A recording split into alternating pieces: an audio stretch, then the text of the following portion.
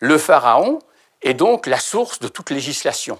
Tout ce qu'il dit, toutes les décisions qu'il prenne reflètent la décision de la divinité.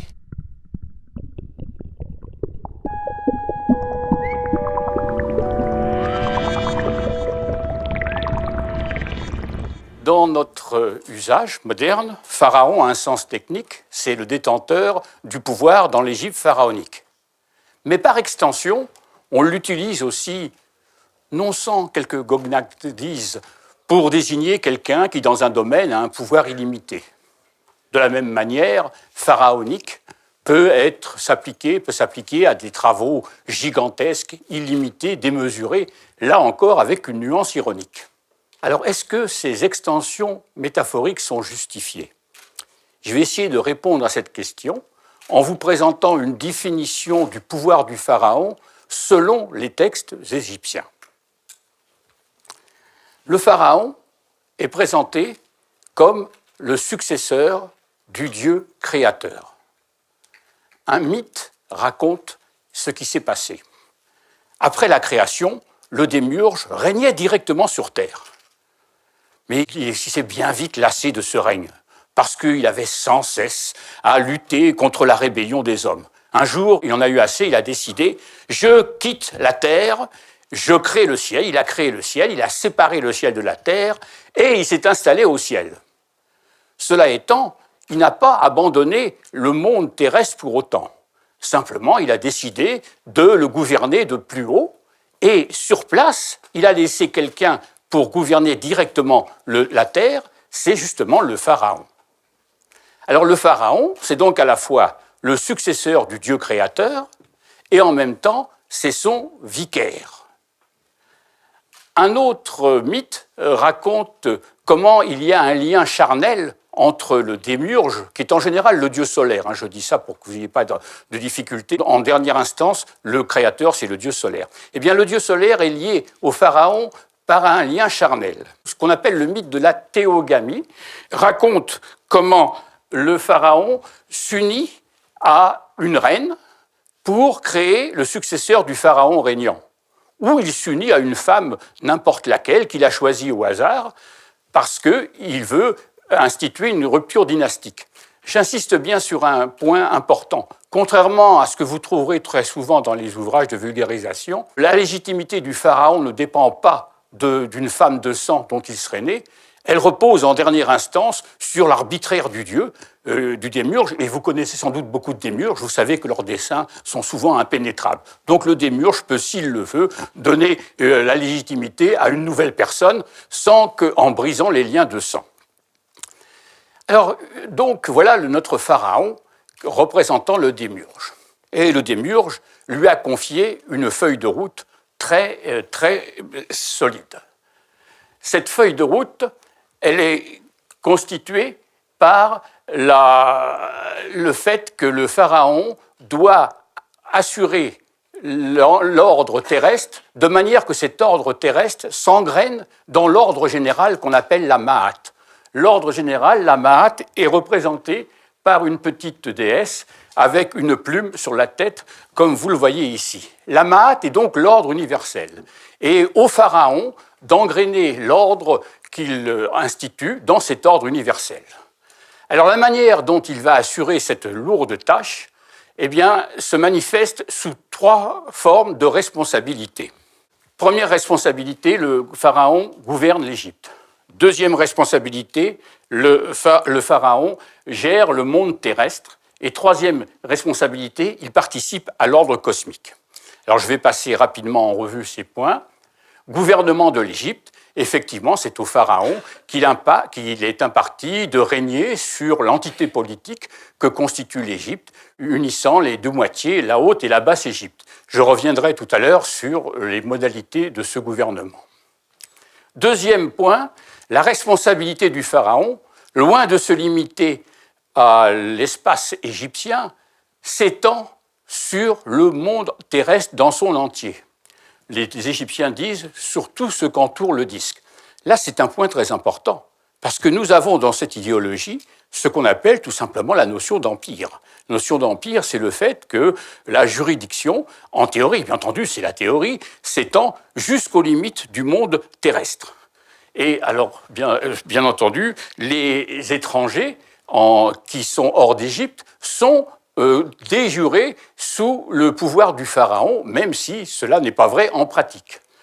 Pour symboliser cette juridiction qui dépasse les frontières d'Égypte, il y a tout un ensemble d'images, dont la plus commune est la suivante. On apparie les deux peuplades prototypiques représentant les étrangers, c'est-à-dire les Asiatiques et les Nubiens. Les Asiatiques étant au nord, c'est ceux qui sont en haut, et les Nubiens étant au sud. Et les deux sont représentés très souvent soit sous la semelle des chaussures du pharaon, soit sous le sol qu'il foule. Donc tout pays étranger est théoriquement assujetti au pharaon. Bien entendu, la réalité des faits dément souvent cette théorie. Et la juridiction et la souveraineté déjurée du pharaon est bien loin de correspondre à sa souveraineté de facto. Néanmoins, le principe de la souveraineté sur l'ensemble du monde connu est l'un des principes constitutifs de l'idéologie égyptienne. Et il y a donc, il faut le noter, une notion d'empire, d'impérialisme qui est consubstantielle à cette idéologie. La troisième responsabilité du pharaon, maintenant, c'est la responsabilité cosmique. Le pharaon doit participer au maintien de l'ordre universel. Alors ici, une idée absolument fondamentale qui vous aidera à mieux comprendre la civilisation égyptienne. La création est fragile. La création est fragile, pourquoi ? Parce que le Créateur l'a arrachée au non-être. Mais le non-être entend sans arrêt se réapproprier cette création qui lui a été arrachée. Et il faut donc aider la création à se maintenir. Et la création, elle est maintenue par les divinités qui représentent les principes directeurs sur lesquels elle repose.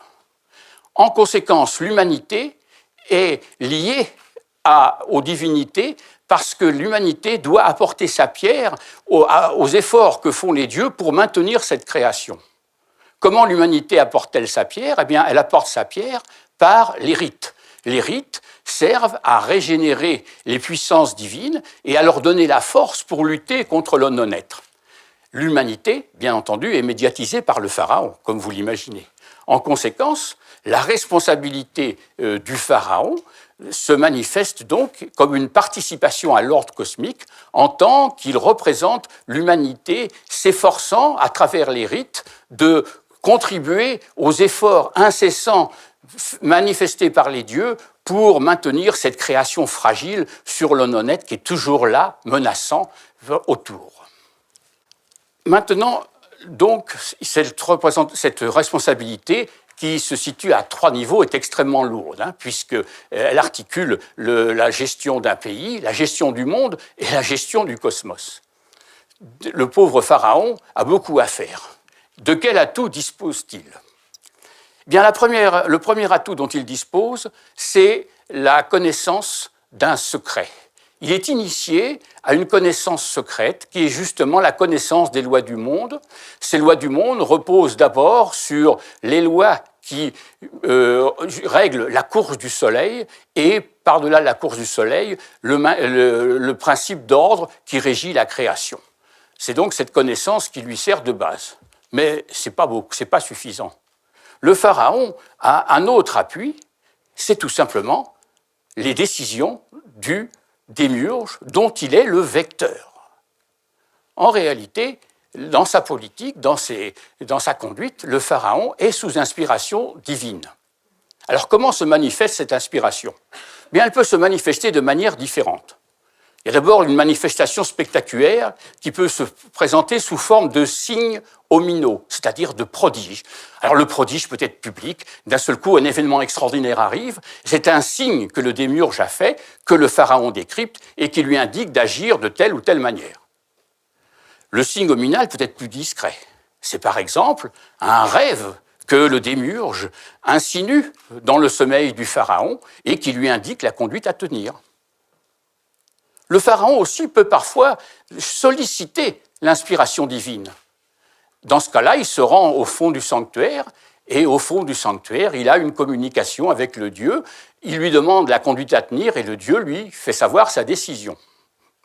Et puis, plus généralement, le pharaon est inspiré par des pulsions que le démiurge lui donne dans le cœur, qui est dans l'anthropologie égyptienne le siège de l'intellect. Grâce aux décisions divines, le pharaon peut émettre l'ordre royal qui est son acte fondamental. Cet ordre royal est décidé par le pharaon à la lumière du discernement divin et à travers une parole qui n'est autre que la parole divine. Cette parole est performative, c'est-à-dire qu'elle permet de réaliser quelque chose par sa seule énonciation. Bien entendu, en tant que personne humaine, tout ce que dit le pharaon n'est pas performatif. Ce n'est performatif que lorsque cette parole qu'il prononce est sous l'inspiration divine. On peut faire le parallèle mutatis mutandis avec l'infaillibilité du pape. Cet ordre royal, puisqu'il reflète la parole divine, se suffit à lui-même. Il est irrévocable, il peut porter sur n'importe quel sujet et il est évidemment imprescriptible. Inutile de vous dire que parfois l'évolution pourrait le contredire, mais dans ce cas-là, seul, en théorie, un autre ordre royal pourrait le révoquer. Cet ordre royal a une double valeur. Il a une valeur de décision, il décide quelque chose, et en même temps, lui est liée une valeur coercitive, c'est-à-dire qu'il décide quelque chose et il entraîne la punition immédiate de celui qui transgresserait cet ordre. En conséquence, le pharaon est donc la source de toute législation. Il n'y a pas de constitution sur laquelle s'appuyer, puisque tout ce qu'il dit, toutes les décisions qu'il prenne reflètent la décision de la divinité. Il est donc la source de la loi et le législateur absolu. Alors, comme vous le voyez, nous ne sommes pas dans une ambiance très démocratique. Il est évident que cette conception donne au pharaon un pouvoir absolu.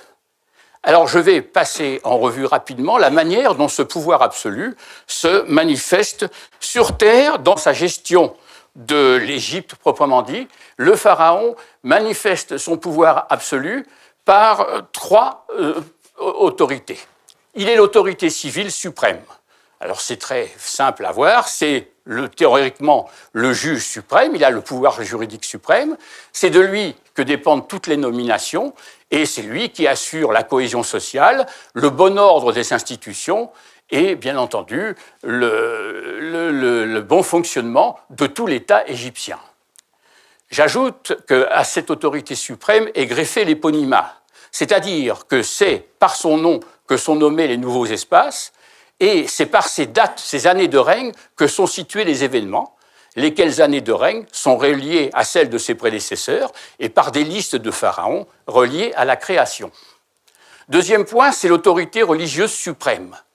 Il a la charge du rite, c'est le premier officiant, et de nombreuses représentations nous le montrent officiant devant les divinités. Pour effectuer ces rites, il doit bien entendu assurer les approvisionnements, construire des temples. Le pharaon est donc un constructeur qui sans cesse est obligé de rénover, restaurer, construire, etc. tous les sanctuaires des dieux et tous les lieux où justement s'hypostasie le divin. Mais justement, le contrôle de tous ces biens implique des ressources, et ces ressources sont souvent à l'extérieur.